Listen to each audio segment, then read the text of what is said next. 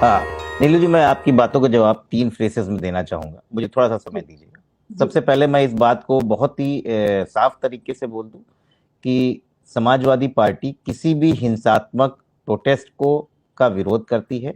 ये देश और लोगों की प्रॉपर्टी है। रेल का जलाया जाना, किसी को मारना या उसकी प्रॉपर्टी को खराब करना, ये कतई नहीं है, विरोध का ये तरीका नहीं है, नंबर 1। नंबर 2, मैं उस बात के जवाब देना चाहूंगा जिसमें भारतीय जनता पार्टी की प्रवक्ता ने अपनी पीठे जीएसटी और उसके विभूति में उसके ऊपर ठोकी थी और कहा था कोई इसका विरोध नहीं कर सकता। तो मैं तर्कों के साथ बोलूंगा और मैं इसमें सिर्फ 20 सेकंड लूंगा कि जो जुलाई 2017 में जब जीएसटी का एप्लीकेशन आपने किया था, उस समय भारत में जो 2015 और 16 की जीडीपी की ग्रोथ थी वो 8% के ऊपर थी, आर्थिक विकास दर। 2016-17 में 8.1 हुई, 17-18 में वो गिर के 6.80 हुई, 18-19 में गिर के 6.53 हुई और 19-20 में 4.04% हुई। और ये प्री कोविड एरिया था, यहां तक सरकार कंगाल हो चुकी थी और उसके मुहाने में खड़ी थी। वो तो अच्छा हुआ कि कोविड जो आ गया, जिसके सहारे में सरकार अपने आप को बचा रही है। और जो जीडीपी का जीएसटी का कलेक्शन है, वो लगातार मैं आंकड़े दे दूंगा तो आप लोग चौंक जाएंगे। जब फाइनेंशियल ईयर 2019 था, जिसमें अनुमानित लगाया गया था कि 5,81,000 करोड़ 7,43,00,000 करोड़ आना चाहिए था, तो अनुमानित आया था 5,81,00,000 करोड़, मतलब लगभग 1,60,000 करोड़ कम आया था। 2020 में जो लक्ष्य रखा गया था वो कम कर दिया गया, इस बार 6,63,000 करोड़ किया गया और एक्चुअल में 5,98,000 करोड़, मतलब लगभग 65,000 करोड़ कम आया। तीसरा आंकड़ा इसलिए नहीं दूंगा क्योंकि वहां कोविड आ गया था, वहां ये शील्ड लगा सकते हैं। तो ये बात थी उनके जवाब का। अब बात आता है कि जो अग्निपथ स्कीम है, देखिए 3 फैक्चुअल चीजें हैं जिसको आप लोगों को समझना चाहिए। पिछले 2 सालों से कोविड की वजह से भर्तियां नहीं हो पा रही थी।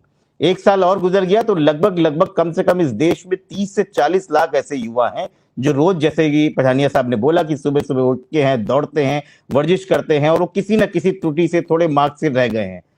जब ये स्कीम लागू होगी तो वो उन फ्रेशर्स के साथ खड़े हो जाएंगे जो 17 साल के खड़े हो गए हैं। तो उन 30-40 लाख लोगों के लिए जो आपने एक नया झटका दिया है, उनके लिए आपने क्या किया, ये बहुत महत्वपूर्ण सवाल है। नंबर 2, कर्नल साहब यहां बैठे हुए हैं। 4 साल की नौकरी के बाद या 10 साल की नौकरी के बाद जो भी पुलिसकर्मी, ऑफिसर रैंक का नहीं बता रहा हूं, जो भी आर्मी सोल्जर्स होता है, जब नौकरी के बाद वापस आता है, सरकार कहती है उसको कॉर्पोरेट में नौकरी के आयाम मिलेंगे।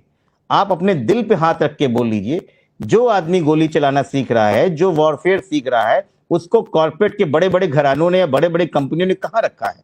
गेट के बाहर दरबान की तरीके से, बैंकों में एटीएम गार्ड की तरीके से, कोई बहुत अच्छी पहुंच के हो गया तो पर्सनल सिक्योरिटी गार्ड की वजह से। उनको वो सम्मान कभी नहीं मिला है और ये हकीकत है, इससे हम भाग नहीं सकते। अब तीसरी बात यह है कि जब आपने ये 4 साल की नौकरी का बात रखा, तो कर्नल साहब बैठे हुए हैं, आर्मी सर्विसेज के बारे में जानेंगे, आपने 5 साल क्यों नहीं किया? ये एक सोची समझी साजिश थी, क्योंकि अगर आप जैसे ही 5 साल करते, आपको इन सैनिकों को पूर्व सैनिक का नाम देना पड़ता, आपको इन सैनिकों को ग्रेजुटी देनी पड़ती। पूर्व सैनिक का नाम जैसे ही मिलता, वैसे ही उन सैनिकों को सीएसडी कैंटीन की जो सुविधाएं हैं, जो रोजमर्रा की तेल साबुन और उनकी है वो सुविधाएं, उनको आजीवन मिल जाती। वैसे ही उनको स्वास्थ्य के लिए और हेल्थ बेनिफिट्स उनको आजीवन मिल जाते। और जो सबसे बड़ी बात है, राज्य सरकारों में जो भी सेवाएं निकलती हैं, उसमें पूर्व सैनिक को 5 से 10% का आरक्षण मिलता है, वो स्वतः लागू हो जाता। तो इस देश की सरकार हमारे युवाओं से आंकड़ों से गेलबाजी कर रही है। क्या थ्योरी थी, कौन सी हाइपोथेसिस थी जो 5 की जगह आपको 4 पे लाने को मजबूर किया? अब इसकी राजनीतिक इंप्लीकेशन क्या देखिए। 2019 में भारतीय जनता पार्टी की सरकार आई, आपके पास ये लोग तब भी थे, तब तो आपके पास जनरल विपिन रावत भी थे, आप बहुत दक्ष थे, वो उनकी बात भी कर रहे थे, तब भी वो रक्षा मंत्री इस समय राजनाथ सिंह जी भी थे। आपने उसको उस समय लागू क्यों नहीं किया? क्योंकि अगर उस समय इसको लागू करते तो आपके पास 2 प्रॉब्लम थी कि अगर 5 साल का करते तो फाइनेंशियल इंप्लीकेशन आते हैं, 4 साल का करते 19 में तो 2023 में ही वो रिटायर्ड हो जाते और असंतोष आ जाता और 24 का इलेक्शन आप नहीं लड़ पाते। आज आपने 22 में शुरू किया है तो पहला बैच 22 का जो है वो उसका रिटायरमेंट होगा 26 में, दूसरे बात का होगा 27 में। मतलब आपने एक फैक्चुअल एम्प्लॉयमेंट खड़ा करके 2024 का इलेक्शन लड़ने जा रहे हैं और आप बताने जा रहे हैं कि हम देश के साथ क्या करने जा रहे हैं। कई और भी ऐसी चीजें हैं।